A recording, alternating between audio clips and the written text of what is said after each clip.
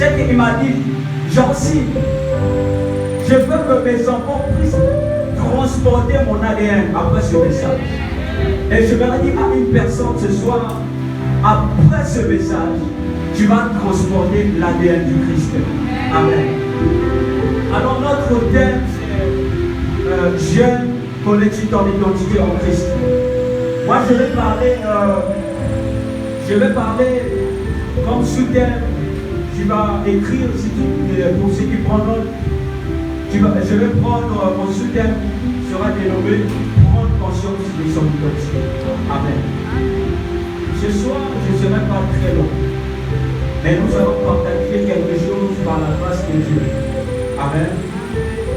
Et avant de commencer, est-ce qu'on va acclamer pour notre président? Amen. Pour la comptable de quelqu'un. Amen.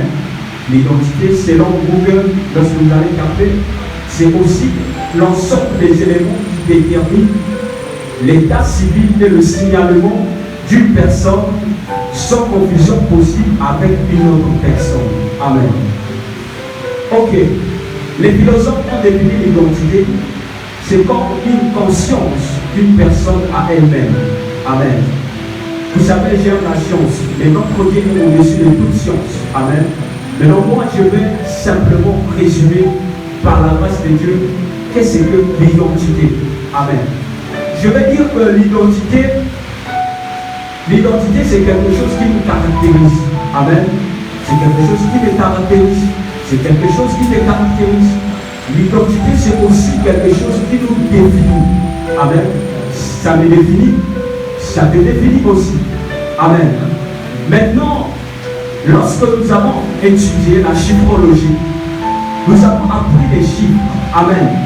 Mais parmi tous ces chiffres-là, ce qui m'a intéressé, c'est le chiffre 3. Amen. Je suis en train de mettre les bases. J'ai dit que je vais enseigner ce soir. Amen. Les caresses là, ça va venir après. Amen. Donc, je disais ceci que c'est le chiffre 3 qui m'a beaucoup vraiment attiré. Lorsqu'on parle du chiffre 3, c'est le chiffre des attributs de Dieu. Quelqu'un d'autre va me dire le chiffre 3, c'est le chiffre de l'unité. Le chiffre 3, c'est aussi le chiffre de la Trinité. Lorsque je parle de la Trinité, je suis en train de parler du Père, du Fils et du Saint-Esprit. Amen. Donc, nous comprenons que lorsqu'on parle des choses qui accompagnent son être, ce que nous devons retenir, c'est que on doit d'abord commencer par comprendre la nature de notre Dieu. Amen. Après, nous allons entrer dans l'identité. Je suis en train de mettre les bases. Amen. Donc, en comprenant la nature de notre Dieu, ce qu'on peut retenir, c'est que notre Dieu est un Dieu qui est omniprésent. Amen. C'est-à-dire que c'est un Dieu qui est partout. Amen. Pendant que nous sommes là, qui croit que Dieu est avec nous ici. Parce qu'il s'appelle Emmanuel. Amen. Oh, roi du roi. Et il est non seulement partout, mais il est aussi un Dieu qui est omnipotent. Amen. C'est-à-dire qu'un Dieu qui est puissant. Un Dieu qui est au-dessus de toute puissance. Amen. Voilà pourquoi il n'y a pas un nom qui est au-dessus de tout nom, qui est le nom de Jésus-Christ. Amen. Que ça soit dans les cieux, sous la terre et sous la terre. Aucun nom.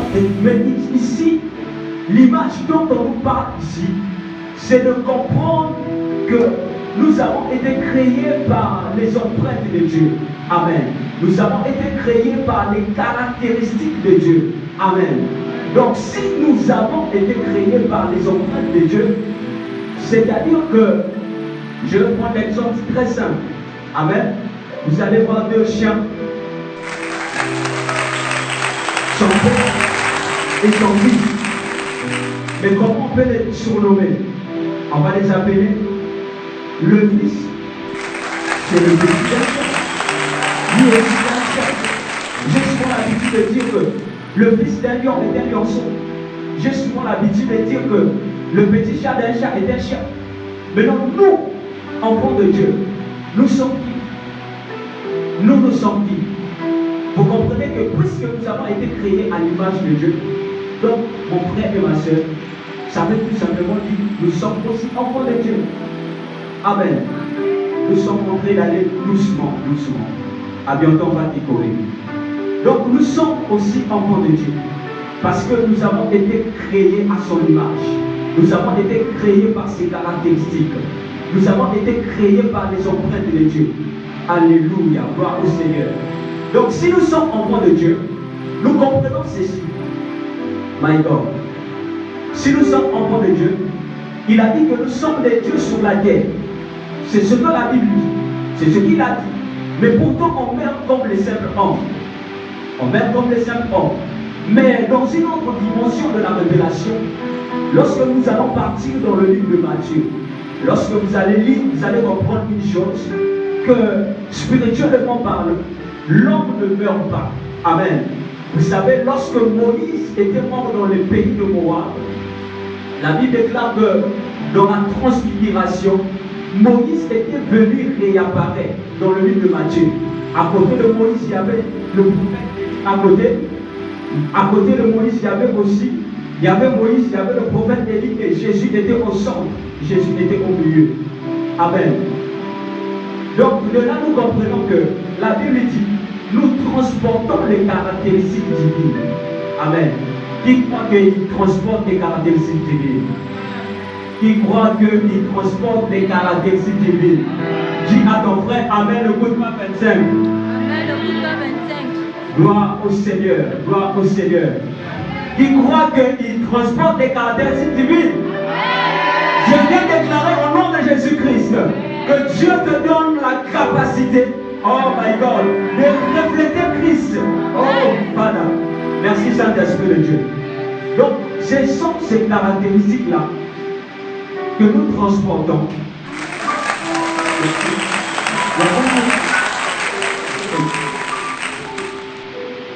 Merci.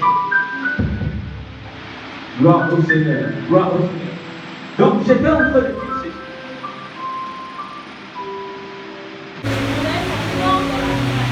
Amen. Vous avez aussi l'esprit d'adoption dans lequel nous vivons à sa terre. L'esprit lui-même rend témoignage à notre esprit. Nous sommes enfants de Dieu.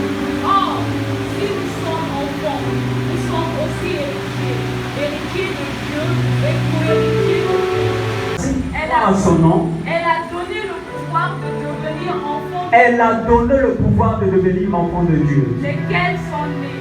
Lesquels sont nés? Non du sang, ni de la volonté de la chair, Amen. ni de la volonté de l'homme, mais de Dieu. Est-ce que on peut acclamer? Veuillez vous remettre. Amen. Amen. Amen. La Bible déclare que Christ partait de lieux en lieux, il propageait la bonne nouvelle de l'évangile. Amen.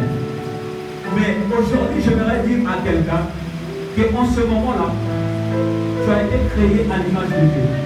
Et tu dois refléter aussi la vie de Jésus ici sur la terre. La vie de Jésus, il faisait des miracles, il faisait des prodiges, des signes qui accompagnaient Jésus. Mais il a dit qu'on fera même plus que lui. Est-ce que tu crois vraiment que tu peux faire des miracles plus que Jésus? Amen. Amen. Amen. Vous savez, Dieu est compliqué. Lui-même, il dit on va faire plus que lui. Amen. Donc, si Jésus partait de lieux en lieu pour propager la bonne nouvelle de l'évangile, donc nous aussi, nous sommes appelés de faire de la sorte. Gloire au Seigneur. Amen. Est-ce qu'on peut lire le livre de Jean 1, le verset 4 à 5? Là, je vais parler de la lumière. Parce que dans ton identité, tu vas comprendre aussi, en toi, il y a la lumière. Amen. Ils ont la parole de Dieu dans le livre de Jean 1, le verset 4 à 5. Il est écrit, Gloire au Seigneur. et la vie était la lumière des hommes. Amen. La lumière vit dans les ténèbres et les ténèbres ne l'ont pas reçue. Répète encore. En elle était la vie et la vie était la lumière des hommes. Amen. La lumière vit dans les ténèbres et les ténèbres ne l'ont pas reçue. Amen. Qui croit qu'il est la lumière?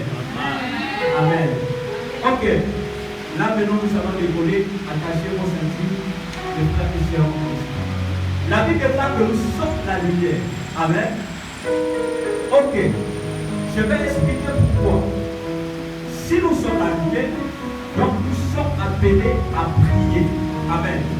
Peu importe là où tu vas apporter la lumière de Dieu en toi. Même les gens doivent voir en toi quelque chose de différent. Les gens doivent voir en toi, remarquer quelque chose de différent en toi. Gloire au Seigneur.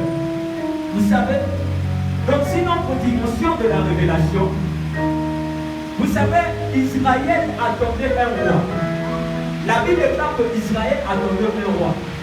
Mais ce type de roi-là avait pris la forme d'un crocodile. Amen. Vous savez que le crocodile n'est pas beau à avoir de figure. Il n'est pas beau. Imagine que demain matin tu te réveilles, il y a un crocodile qui est juste à côté de toi, dans ta chambre. Mon frère, tu vas fuir. Parce qu'il n'est pas beau de figure. Il n'est pas beau de figure. Mais lorsqu'il était venu auprès de ses frères, la Bible déclare que il disait que je suis venu chez les siens, mais les siens m'ont abandonné. Amen. Donc il était venu auprès de ses frères. Je suis en train de parler de Jésus-Christ qui était le véritable crocodile. Amen. Donc il était venu auprès de ses frères, mais ses frères l'ont abandonné. Amen. Voilà pourquoi la Bible dit dans le livre de Matthieu qu'il y avait un autre peuple qui habitait au bord de mer. Au bord des mers, au bord de la mer, au bord de l'océan, donc de l'autre côté de l'océan. Il y avait un peuple qui habitait là-bas. Et ce peuple-là était dans le ténèbres. Amen. Mais lorsque le crocodile passe dans la Bible déclare qu'il doit porter la lumière. Amen. Or, Christ qui doit passer par l'abîme, qui doit aller vers le peuple de Zabulon, il doit apporter la lumière.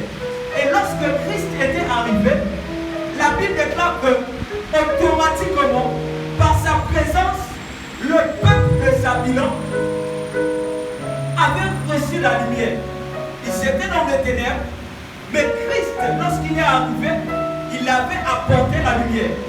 Je voudrais dire à quelqu'un ce soir, il y a des lieux que tu pars qui ne décrivent pas ton identité. Seigneur a fait partie. Exemple, je vais parler de quoi? De VP.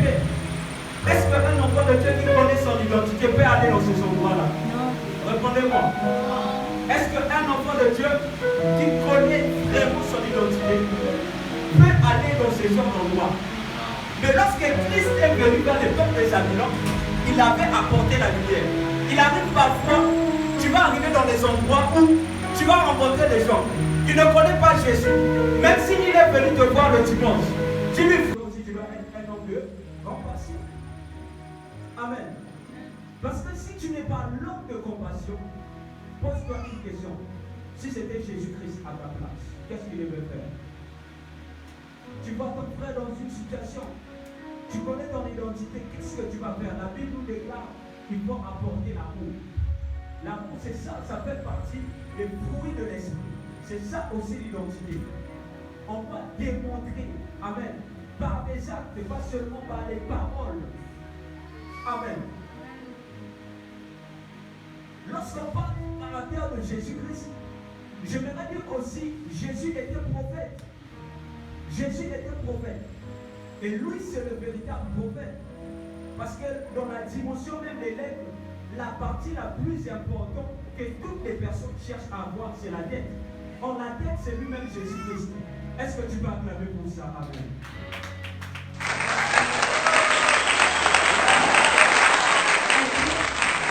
Tu dois agir comme Jésus.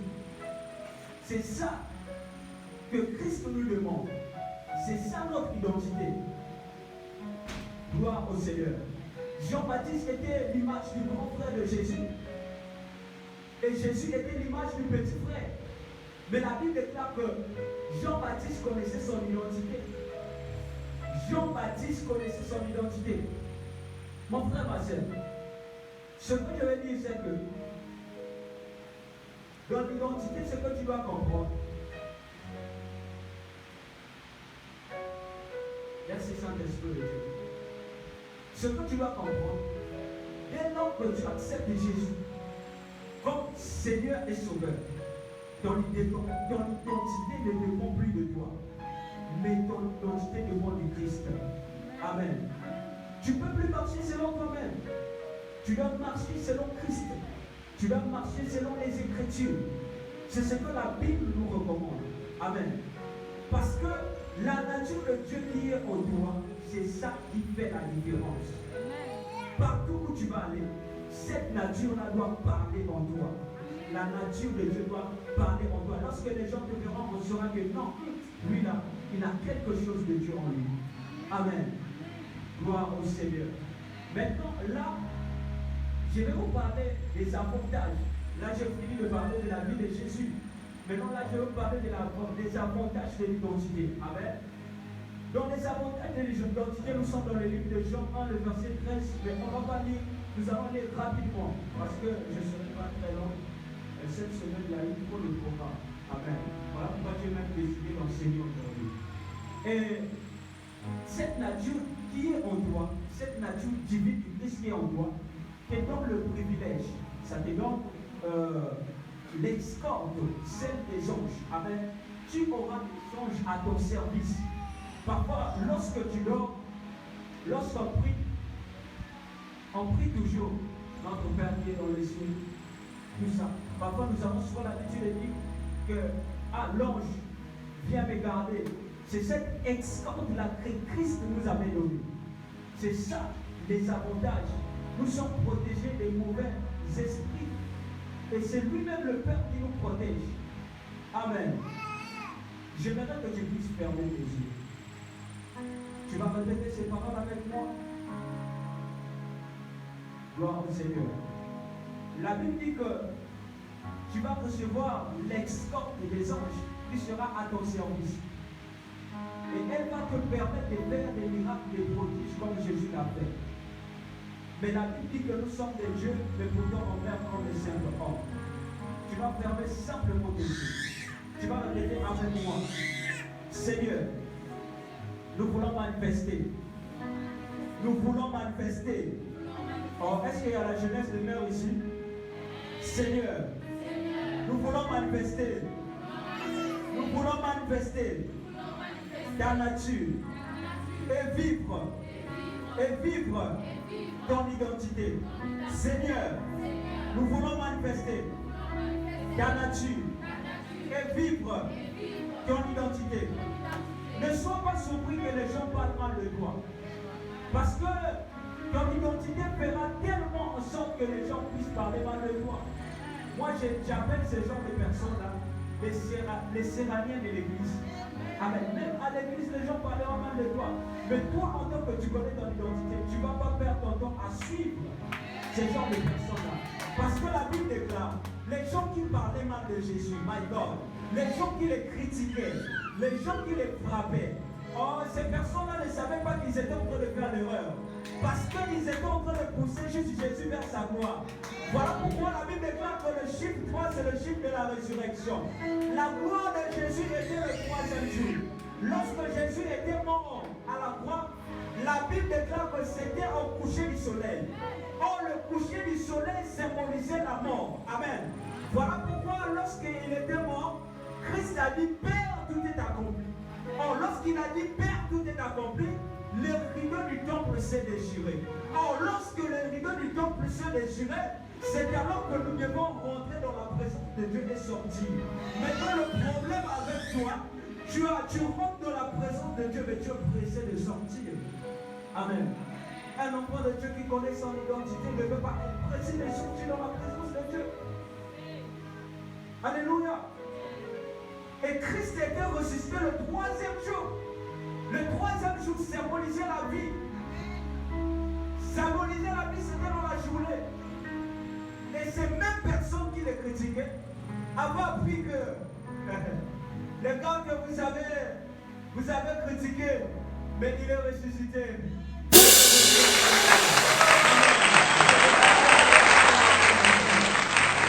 Cette année, tes ennemis seront sous tes pieds dans le nom de Jésus-Christ. Oh, si tu dis Amen, ça tombe sur toi au nom de Jésus-Christ. Que cette année, tu seras tellement prospère, tu ne passeras pas anonyme. Oh, il est le Dieu des anonymes. Est-ce que tu peux me donner un Amen? Oh my God.